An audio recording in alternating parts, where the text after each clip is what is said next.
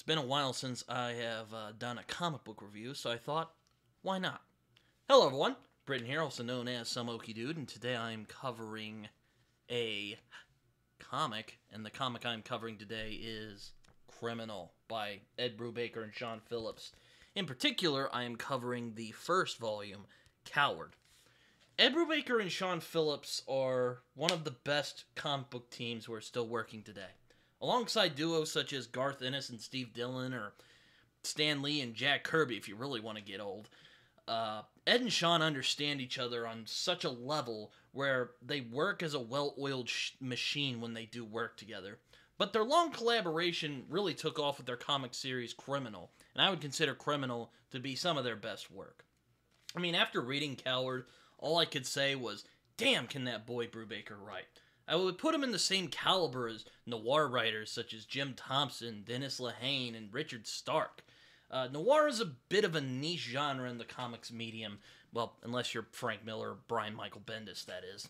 But Brubaker and Phillips make noir their own, and they're now pretty much the kings of the genre in the comics medium, at least stateside.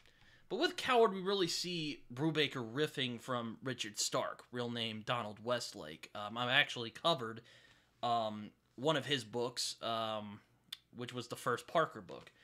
But we see Brubaker riffing from Stark here, which makes sense, considering that this is a heist story, and our protagonist of this story is a much more neurotic version of Stark's most famous character, Parker, whose first novel, like I mentioned earlier, I actually covered on this channel.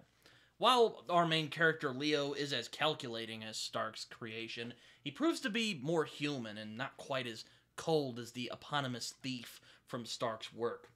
Coward is a great Parker story in many ways, except it wasn't written by Richard Stark, or even Darwin Cook for that matter.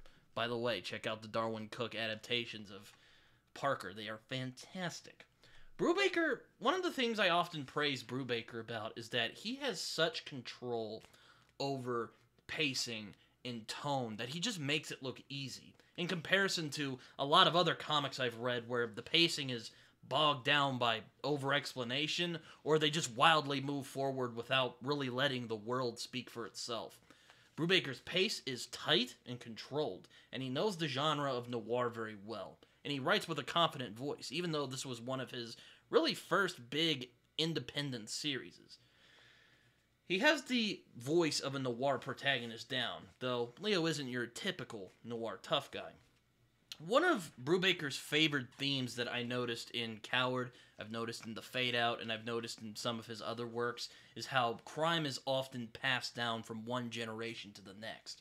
And we really see this theme come in fruition with the character of Leo. He certainly has the brains to do whatever he wanted to do, had he chosen a good path, but sadly he chose a different path. And, well, as the old saying goes, crime doesn't pay. And he pays the price for it. But I won't spoil how he does so. You're going to have to find that out for yourselves.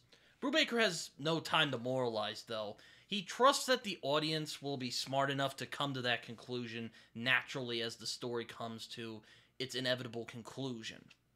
Also, it's pretty on about what the message of the story is by the end. But, he's not very subtle about it, but he does it with a lot of grace, so it's not just him going crime bad at the beginning of the book, or at the end of the book, because, that would have been pretty bad. He deconstructs Leo's supposed cowardice and shows that he's an exceptionally dangerous man when he's pushed to the limits. One of the things that's unappreciated about Brubaker is how he ends things. I mean, my God. While they may not always hit as hard, the endings anyway, as something like Coward or The Fade Out or even Pulp, if you want to go to something more recent, Brubaker just knows how to end things. And they may not always hit hard as some of his best work, such as Criminal, such as The Fade Out.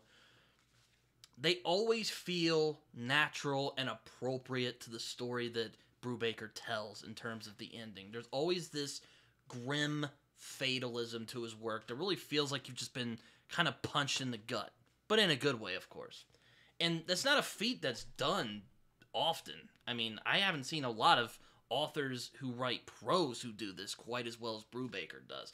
And the consistency he does it, I don't know how he does it, but somehow he does. The world of Criminal is also really well defined. There may be some comparisons to the John Wick world, but the world is far seedier in Criminal. It feels more grounded. There's a more pulpy feel to it. I mean, my god, there's characters in this story called the Lawlesses. They're like these huge badasses who used to run the criminal underworld, except they're really scary individuals. And also, we end up learning more about the Lawlesses in different volumes of Criminal, which, I'll get to in the future.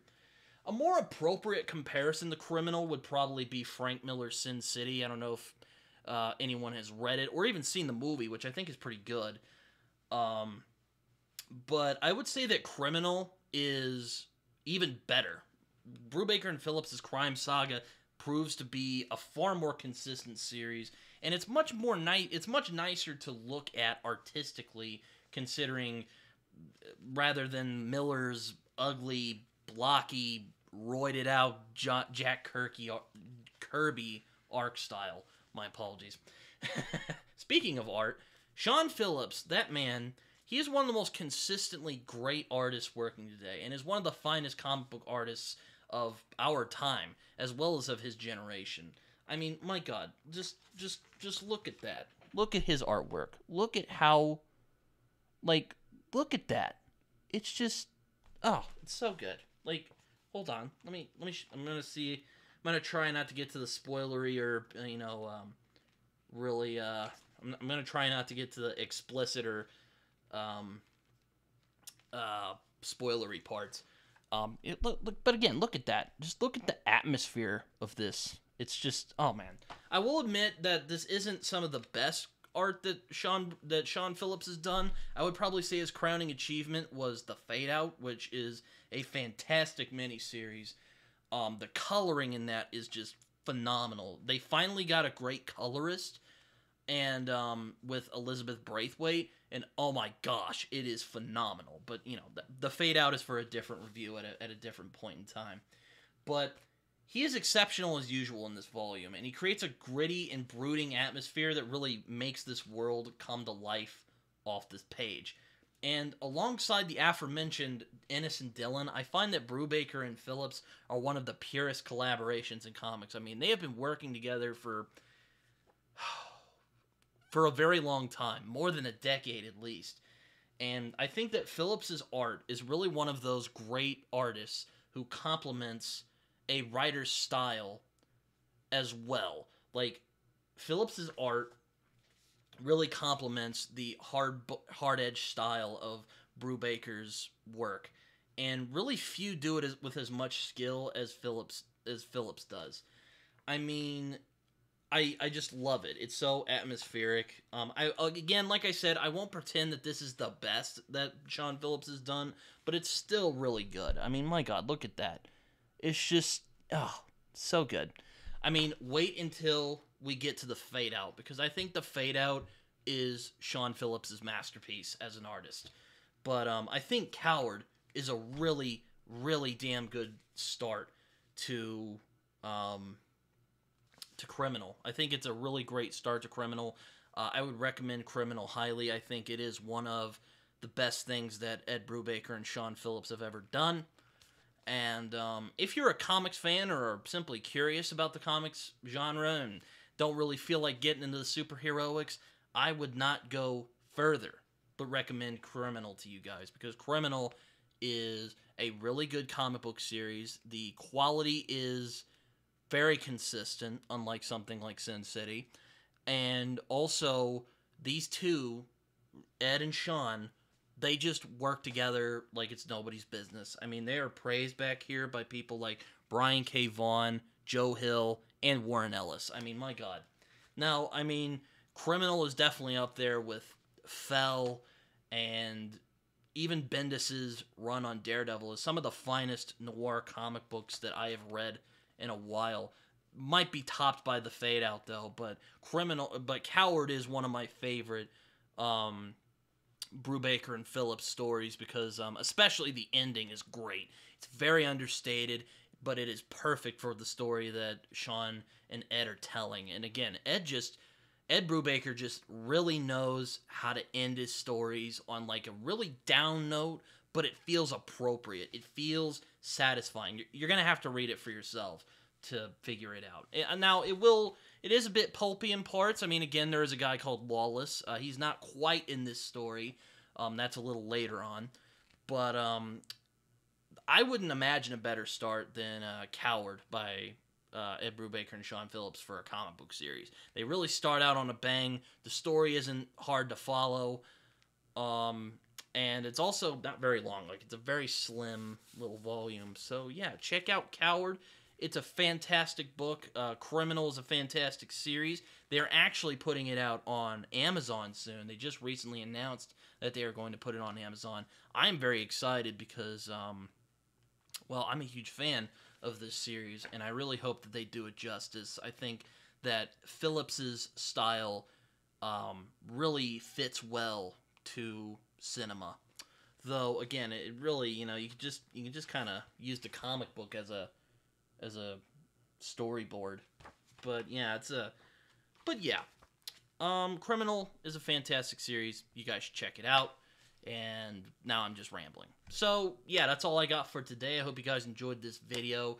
You can find me on Twitter. You can also find me on Goodreads and Letterboxd, where I write reviews that are probably more coherent than the one you just heard right now. You can also find me on Discord. I love hearing from you guys.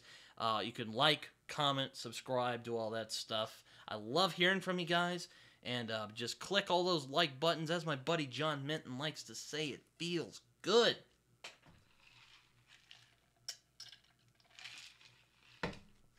Criminal.